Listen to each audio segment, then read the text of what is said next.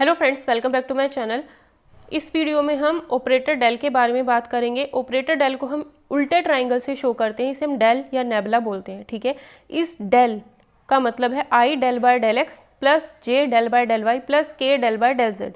तो ये चीज़ आपको, ये जो ऑपरेटर है डेल या नेबुला, इसको आपको याद रखना है, इसकी वैल्यू ये होती है। ठीक है, तो ये कैसा है, आई जे के में है, दैट मीन्स डेल कैसा है, वेक्टर ऑपरेटर है। ठीक है, आई जे के में है तो डेल कैसा हो गया, वेक्टर ऑपरेटर। और इसी को हम कहते हैं डिफरेंशियल ऑपरेटर। ठीक है, इसी को हम कहते हैं डिफरेंशियल ऑपरेटर। अगर कोई फंक्शन हमने ले लिया है इसके साथ, तो क्या होगा, वो फंक्शन डेल एफ अगर हम अप्लाई करते हैं तो क्या होगा, I del by del X F, मतलब यहाँ पर एफ आ जाएगा।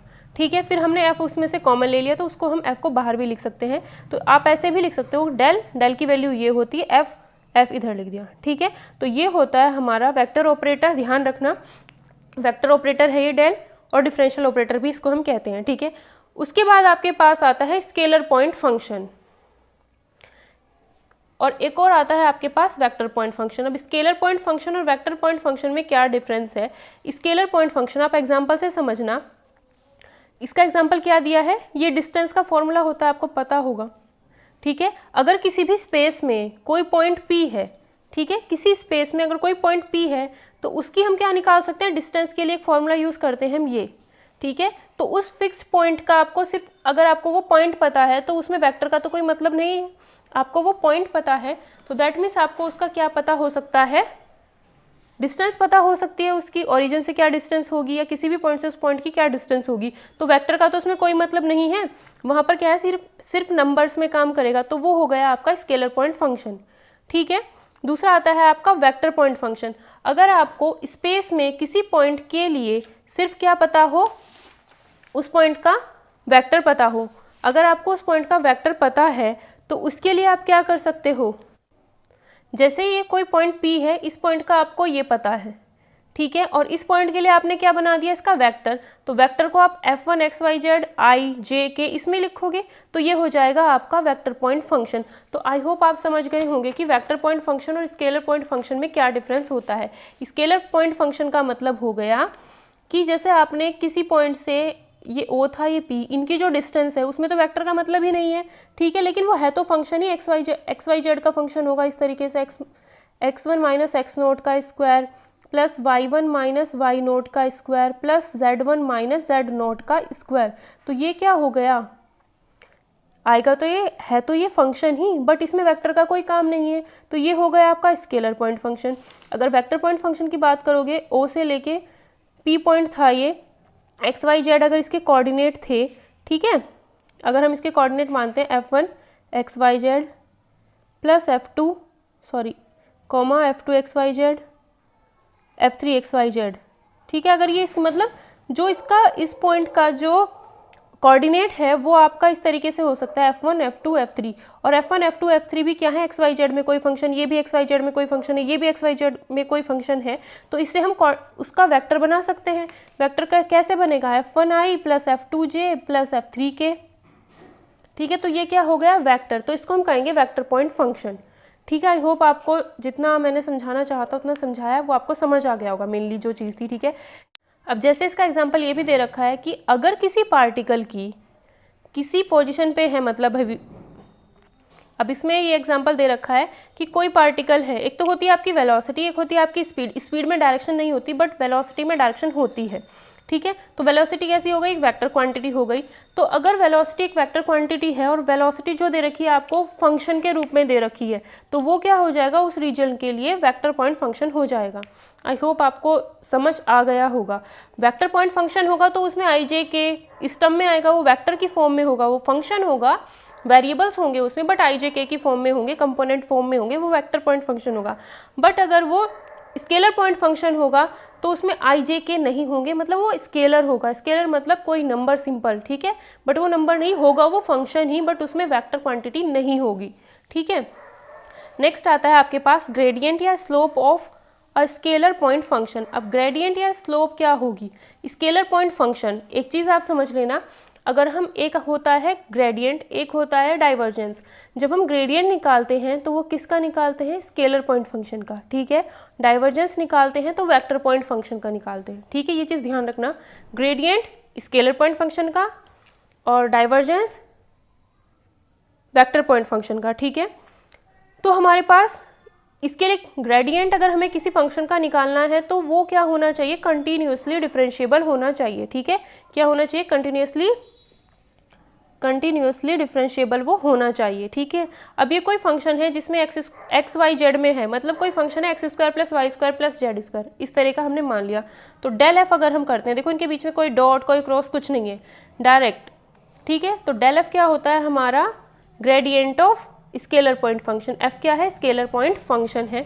तो डेल का हमें पता है, डेल क्या होता है, I del by del x plus J del by del Y plus K del by del Z.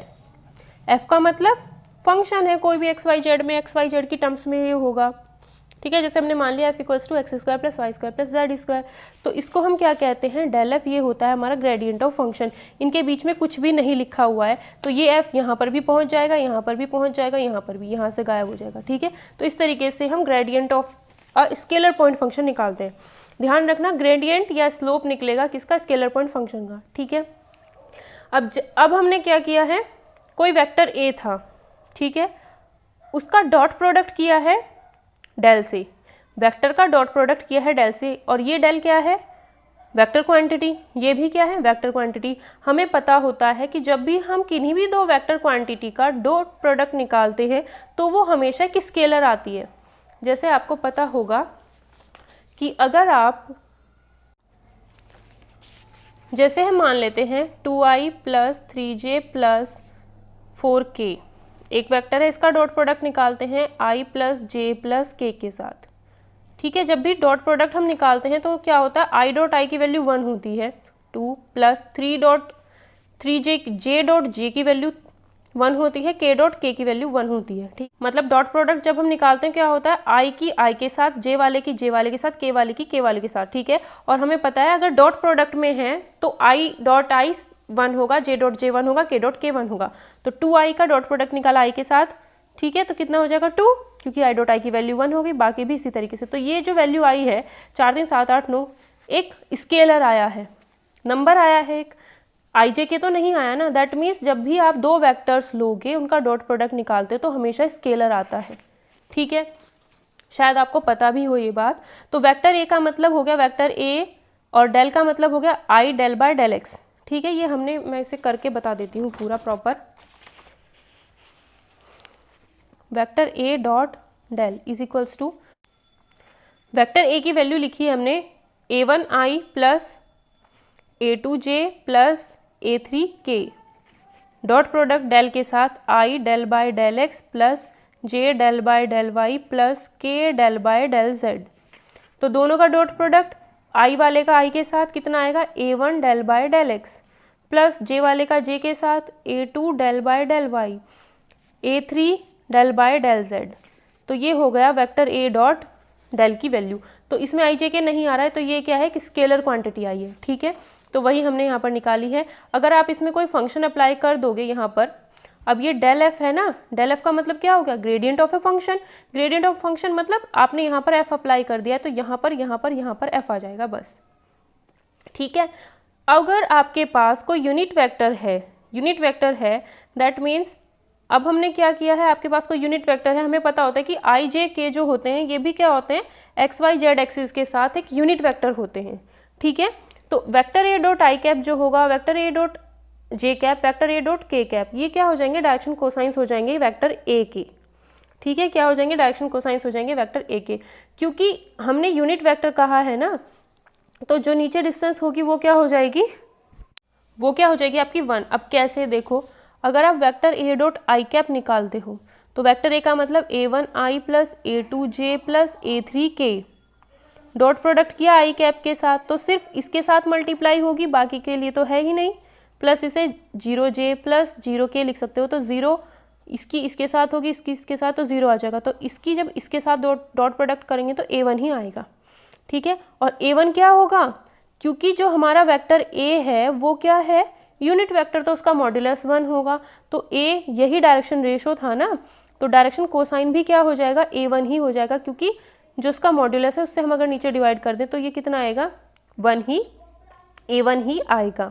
ठीक है। तो डायरेक्शन रेशोस और डायरेक्शन कोसाइंस इस केस में सेम हो जाते हैं, क्योंकि जो वेक्टर ए है उसका मॉड्यूलस से हम डायरेक्शन रेशोस को अगर डिवाइड करते हैं तो हमारे पास डायरेक्शन कोसाइंस मिलते हैं, बट यहाँ पर वो डायरेक्शन वो जो मॉड्यूलस है वही 1 है, तो डायरेक्शन रेशोस और कोसाइंस 1 हो जाते हैं, तो इसलिए यही हमारा क्या हो जाएगा, डायरेक्शन कोसाइन हो जाएगा। ठीक है, ठीक है। तो ये vector A dot I, vector A dot J, vector A dot के तो हमें पता चल गया A1 A2 A3 आए हैं, दैट मीन्स ये क्या है, आपके डायरेक्शन कोसाइंस हैं। ठीक है, तो ये जो वेक्टर ए डॉट डेल है, अगर इसमें हम फंक्शन अप्लाई कर दें या तो ये वैल्यू क्या हो जाएगी आपकी, ये हो जाएगी आपकी डायरेक्शनल डेरिवेटिव। किसी भी जो इसमें ये फंक्शन दिया है, इस फंक्शन के लिए ये पूरा क्या हो जाएगा, डायरेक्शनल डेरिवेटिव। इस पर बेस्ड क्वेश्चन आते हैं, तो ये चीज़ ध्यान रखना। ठीक है, along the direction of the vector of the unit vector of A का जो यूनिट वेक्टर होगा, अब इसकी बात आप इस तरीके से समझो कि अगर इतना बड़ा वेक्टर है ये, तो इसका यूनिट वेक्टर मान लो यूनिट मतलब यूनिट डिस्टेंस होनी चाहिए बस उसकी, यहाँ से यहाँ तक यूनिट है, ये पूरा वेक्टर तो ए है, बट जहाँ तक उसकी यूनिट डिस्टेंस बैठती है हमें सिर्फ वो लेना है, तो ये क्या हो जाता है, यहाँ तक का यूनिट वेक्टर इसी डायरेक्शन में। इसकी भी डायरेक्शन ये है और इसकी भी, ए की भी डायरेक्शन ये है। ठीक है, तो यही कहा है कि ये हमें ध्यान रखना है, डायरेक्शनल डेरिवेटिव इस फंक्शन के लिए है, उसी डायरेक्शन में है जिसमें वेक्टर ए है। ठीक है, इस पर बेस्ड क्वेश्चन आएंगे, वो हम आगे देखेंगे। आपके पास आता है टोटल डिफरेंशिएशन। टोटल डिफरेंशिएशन को हम डीएफ से डिनोट करते हैं, जहाँ पर एफ आपका स्केलर पॉइंट फंक्शन है, मतलब वेक्टर नहीं, आई जे के उसमें नहीं है। ठीक है, तो d f is equals to del f upon del x d x plus del f upon del y d y plus del f upon del z d z. ये आपको ध्यान रखना है अगर आपको किसी भी फंक्शन का टोटल डिफरेंशियल निकालना होगा। ठीक है, तो यहाँ पर देखते हैं डी आर वेक्टर, आर क्या है, एक वेक्टर है। ठीक है, ये वैल्यू हम कैसे करेंगे सॉल्व। आर वेक्टर को हम कहते हैं x i plus y j plus z के। अब इसमें डी लगा देते हैं तो ये d x d y d z हो जाता है, और आई डी एक्स इस तरीके से इसे लिखा जाता है। ठीक है, डी जेड इतना हो गया। अब इसका क्या करना है, डॉट प्रोडक्ट करना है डेल एफ से। डेल का मतलब क्या है, I del by del x plus J del by del Y plus K del by del Z, और एफ भी है तो तीनों में फंक्शन अप्लाई कर दिया। डॉट प्रोडक्ट आई वाले का आई के साथ, तो कितना हो जाएगा, del f by del x d x plus इसके साथ del f by del y d y plus इसके साथ del f upon del z d z. ठीक है, तो ये हो जाएगा हमारा टोटल डिफरेंशियल। ठीक है, अब आगे इसमें क्या कहा है, अब देखो इस इक्वेशन और इस इक्वेशन से, ठीक है, एक ये बनी एक ये बनी, तो इसमें हम क्या बोल सकते हैं, इन दोनों इक्वेशन को अगर हम देखते हैं तो यहाँ पर देखो ये d r vector dot del f है, इसकी और इसकी वैल्यू बराबर हो जाएगी, d f is equals to ये हो जाएगा, तो डी एफ इक्वल्स टू ये है। ठीक है, तो d f is equals to D r vector dot del f या फिर d r vector dot gradient phi. Del phi क्या होता है, ग्रेडियंट फाई होता है। ठीक है, ग्रेडियंट एफ, एफ क्या है, स्केलर पॉइंट फंक्शन। ठीक है, क्योंकि ग्रेडियंट जब भी हम निकालते हैं तो वो एक स्केलर पॉइंट फंक्शन का ही निकालते हैं। ठीक है, देन एक प्रॉपर्टी है gradient of F plus minus g. F और जी आपके कोई भी फंक्शन होंगे जो कि आपके स्केलर पॉइंट फंक्शन होंगे, तो ये हो जाएगा is equals to gradient of F plus minus gradient of G. Gradient of F into G है, दो फंक्शन की मल्टीप्लाई है, del F G is equals to पहले पहला फंक्शन लिख दिया del G plus G del F, इस तरीके से लिख सकते हैं।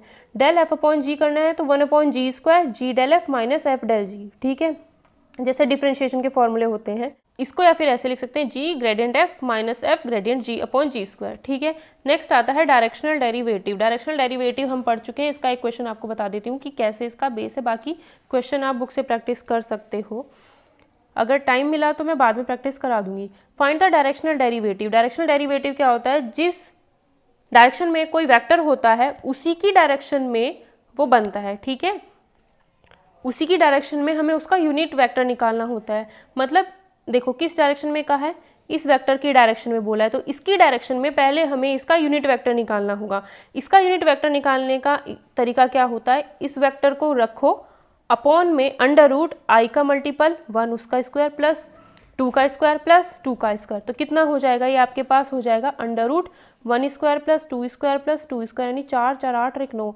कितना आएगा 3। तो 3 से क्या कर देंगे, इस वेक्टर को अगर हम 3 से डिवाइड कर देंगे तो ये क्या बन जाएगा, इस वेक्टर का ये क्या हो जाएगा, यूनिट वेक्टर। ठीक है, यूनिट वेक्टर को क्या करो, यूनिट वेक्टर को आप डॉट प्रोडक्ट कर दो ग्रेडियंट फाई के साथ, तो वो क्या बन जाता है, डायरेक्शनल डेरिवेटिव। ये आपको ध्यान रखना है। ठीक है, यही तो चीज़ है।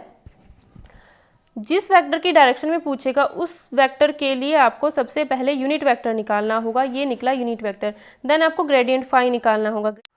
ग्रेडियंट फाई हम कैसे निकालते हैं, ग्रेडियंट फाई यानी डेल फाई। फाई क्या है, देखो इसमें कहीं आई जे के है ही नहीं, दैट मीन्स ये क्या है, स्केलर पॉइंट फंक्शन है। तो I del by del x plus J del by del Y plus K del by del Z, कितना है, X Y plus Y Z plus Z X. ठीक है, अब इसकी मल्टीप्लाई देखो, ये फंक्शन यहाँ पर तीनों जगह आ जाएगा। तो I del upon del X X Y plus Y Z plus Z X plus J del upon del Y पूरा function plus K del upon del Y ये पूरा फंक्शन। तो x के रिस्पेक्ट में इसको डिफ्रेंशिएट कर दो, कितना आएगा, इसमें तो x है ही नहीं तो ये तो हो गया 0, इसमें है तो ये क्या बचेगा, y प्लस जेड। तो y प्लस जेड यहाँ पर बचता है i प्लस y के रिस्पेक्ट में इसी चीज़ को तो डिफ्रेंशिएट करेंगे, y के रिस्पेक्ट में जब इसको डिफ्रेंशिएट करेंगे तो ये 0, y वाले बचेंगे बस x प्लस जेड, जे x प्लस जेड। इसी तरीके से जब आप करोगे k के रिस्पेक्ट में तो x प्लस वाई बचेगा। ठीक है, अब एक ये है और क्या है, ए कैप जो यूनिट वेक्टर था, इन दोनों का डॉट प्रोडक्ट निकालना है। ठीक है, तो इसका और इसका डॉट प्रोडक्ट अगर हम निकालेंगे तो आई की मल्टीप्लाई आई वाले से वाई प्लस जेड, इसकी मल्टीप्लाई इससे होगी 2 इंटू एक्स प्लस जेड, यहीं पर बता देती हूँ करके, आई वाले के आई के साथ तो y plus z plus j dot j तो 1 हो गया, 2 की इंटू इससे हो जाएगी 2x प्लस 2z प्लस के डॉट के की वैल्यू 1 हो गई, 2y प्लस 2x अपॉन में कितना आएगा, जो नीचे था 3, ये कितना हो गया 2x प्लस 2x यानी 4x प्लस 4x हो गया, ये 3y हो गया, 3z हो गया अपॉन 3। तो ये कहा है क्वेश्चन में कि 1 2 0 इस पॉइंट पर निकालना है, किस पॉइंट पर, 1 2 0 पे। तो हम क्या करेंगे, इस डायरेक्शनल डेरिवेटिव में एक्स वाई जेड की जगह ये वैल्यू रख देंगे, एक्स की जगह पे 1 रख दिया तो 4 प्लस वाई की जगह पे 2 रखा तो 6 प्लस जेड की जगह पे 0 रखा तो 0 अपॉन 3, 6 4 10, 10/3 क्या हो गया, इसका आंसर हो जाएगा। नेक्स्ट क्वेश्चन में आपको पूछता है find the unit normal to the surface, इस सरफेस के लिए निकालना है इस पॉइंट पर। ठीक है, तो यूनिट नॉर्मल क्या होता है, यूनिट नॉर्मल का फॉर्मूला आपका ये होता है gradient phi upon gradient phi का मॉड्यूलस, सॉरी मैग्नीट्यूड। ठीक है, gradient phi upon gradient phi का मैग्नीट्यूड हमें निकालना होता है। तो यूनिट नॉर्मल का फॉर्मूला आपका ये होता है, ग्रेडियंट फाई आप निकाल सकते हो, I del by del X phi plus J del by del Y phi plus K del by del Z phi.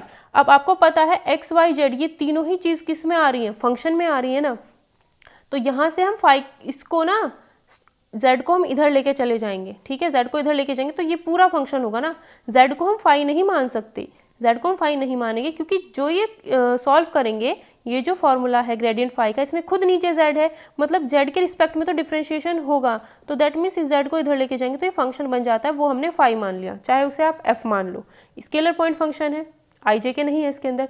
तो ग्रेडियंट फाई निकाला, ये फॉर्मूला, फिर हम क्या करेंगे, फाई की जगह पे ये रखेंगे तो x के रिस्पेक्ट में इसको डिफ्रेंशिएट करेंगे, कितना आएगा 2x, तो 2x आएगा तो 2x आई आएगा।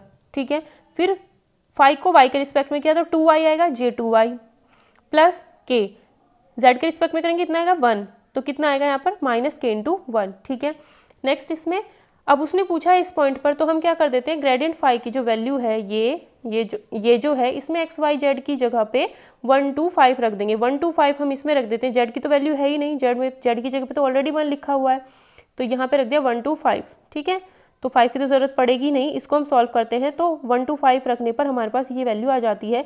इस पॉइंट पर ग्रेडियंट फाई ये है, तो इसका हम क्या निकाल देते हैं, मैग्नीट्यूड निकाल देते हैं। कितना आएगा मैग्नीट्यूड, √2 का स्क्वायर प्लस 4 का स्क्वायर प्लस -1 का स्क्वायर, दैट मीन्स ये 4 + 16 + 1। किसी भी वेक्टर का मैग्नीट्यूड तो ऐसे ही निकालते हैं, √ आई के साथ जो है उसका स्क्वायर प्लस जे के साथ जो है उसका स्क्वायर प्लस के साथ जो है -1 उसका स्क्वायर, और ये देखो बीच में प्लस ही लिखते हैं।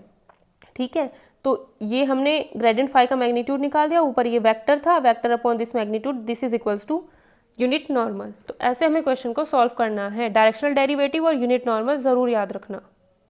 ये ध्यान रखना कि अगर आपसे पूछता है नॉर्मल, किसी भी फंक्शन के लिए अगर आपसे पूछता है नॉर्मल, तो आपको क्या करना होगा, उस फंक्शन का ग्रेडियंट निकाल देना है, सिंपल, ठीक है।